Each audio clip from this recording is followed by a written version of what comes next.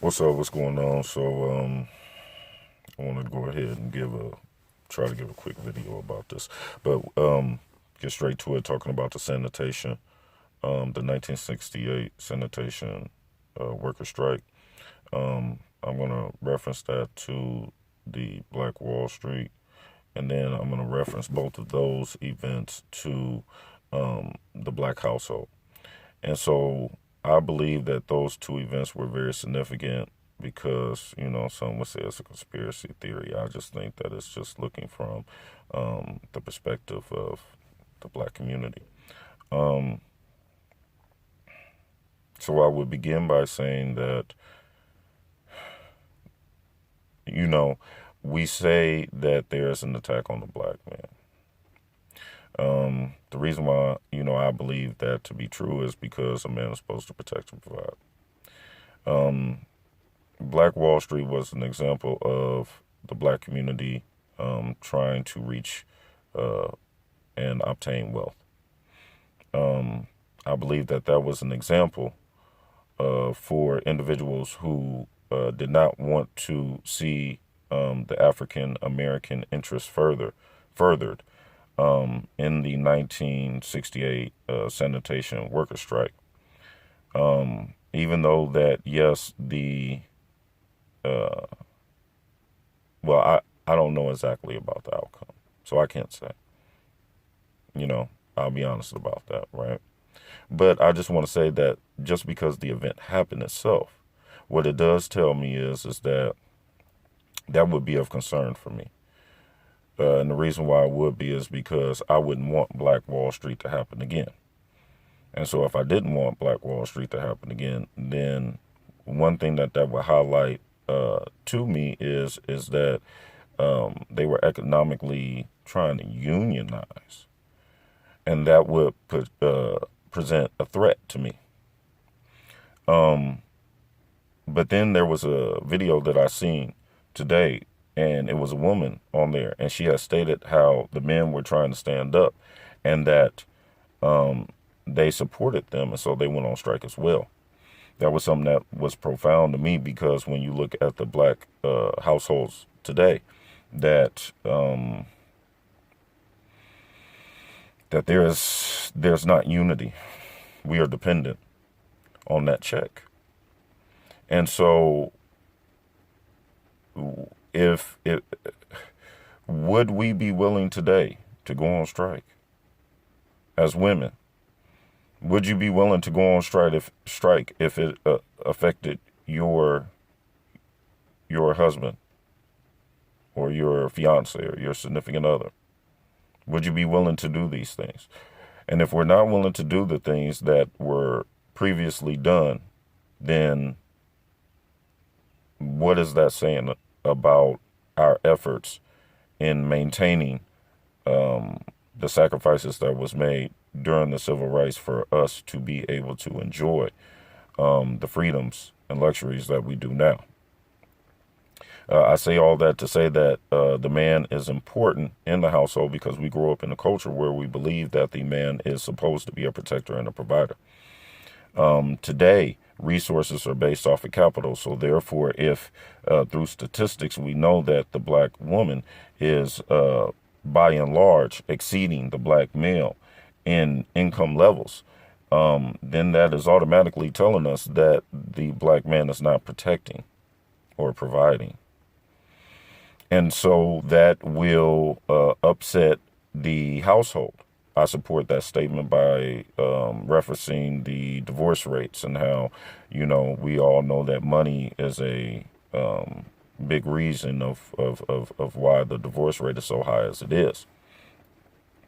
So when you look at those two issues, and then you look at the black household today, and some of the things that I would say, in my personal opinion, have been systematic attacks on our household is that, I believe in just identifying it. And I'm not trying to lay blame on you as a woman. What I'm trying to say is that, hey, look at what someone is doing. Let's just say that. Someone is doing this to you. Someone's doing it to you. Is that After that 1968 sanitation worker strike, not more than 10 years later, you have the social welfare system kick in. Once you have that kick in, it's more beneficial for you not to have a male in the household. At the same time, males are picking up drugs. They are being incarcerated. So we can see that. We can see how the black household was being uprooted. And then there were psychological factors that played a role as well on both ends, male and female. So now it's hard for women to trust males. Males are, we just need to get it together. Um, and our households are upside down. And, it makes me question, is the rise of the black woman the death of a black man? And the reason why I say that is because it's like, what if, and I hate to say it like this, but statistics will show that white men own, by and large, everything. So the majority of what you're getting your house from, you're getting your car from, who you're employed by. And when you say, and people get offended, black women get offended. Well, I earned this money. Yeah, but when you even earned the money, before you got that money, yeah, you was going to school. You did all the great things that you were supposed to do. I understand. But at the same time, when you were doing that, at the end of the day, that it was from a white man. So you have to say that it was allowed. It was allowed in some type of way. Yes, you went out and got it. Don't get me wrong, but there weren't just as many obstacles, so on and so forth. Woo. And we know this because of social welfare system, so on and so forth, that there are things, that are done for women that are not done for men, which rightfully, shouldn't be, until you throw that extra factor in that when we talk about, some of these other issues that have been done, because it's like we can't just ignore that, uh, uh, uh, uh, that these things didn't happen. Once again, in 1968, okay, Martin Luther King was killed shortly after. It's 2018. That was only 50 years ago. That's roughly one generation. That's one. So you're not going to sit here and tell me that our thinking has come so far in just one generation. Just one? Just one? Anyway, that's another topic in itself. But that attack, what it's doing is it is making it harder on the woman. It is making it hard on the woman. So I would relate that to the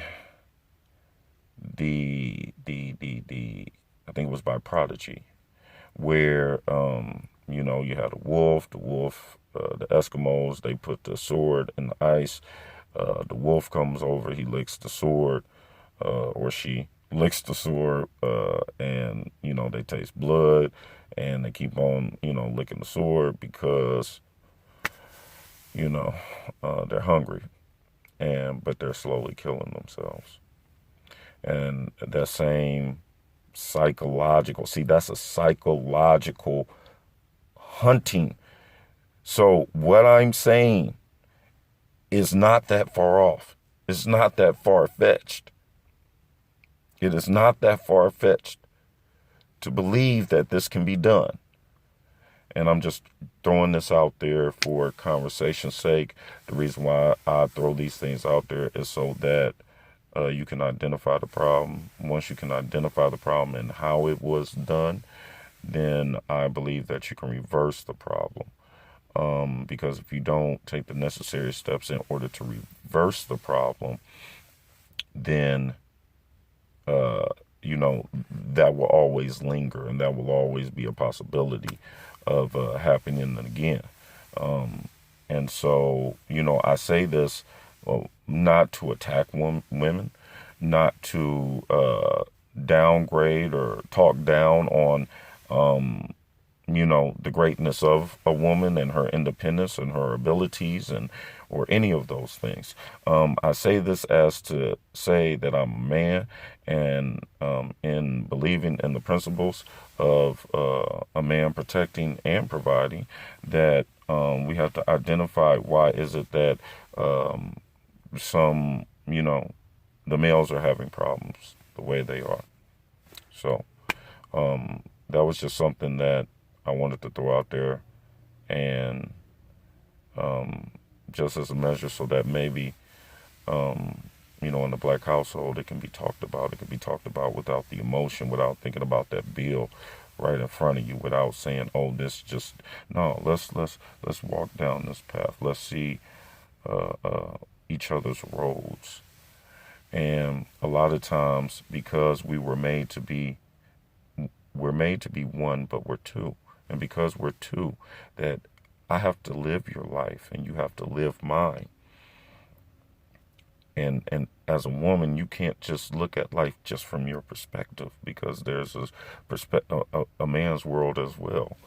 And as a man, we can't just look at our world. We have to look at a woman's world, and we have to see how those two worlds interact. And if we think about each other as one and not as just individuals, that individually, this is what's going on. Individually, I have to carry the boatload. Individually, I have to. Well, how do we switch that? Because I know that men want to be men. I believe in that. I believe that men want to be men, but we have to identify the problem. We have something that's working against us. I'm not going to believe that. You're not going to tell me that just in 50 years, that when the majority of Congress is white men over the age of, around 70, that the thinking has come so forward that all of a sudden they don't believe in a good old boys group, or that they're not proactively trying to systematically hold certain people, certain ethnic groups, and in order for them to be able to obtain and to be able to keep their portion of wealth. We live in a capitalistic society. Why wouldn't they? And that's a slippery slope for me to say. In the free market, as they say. Hopefully this was concise enough. Hopefully this was something that you can think about, and hopefully it made sense to y'all. I'll holler back at y'all.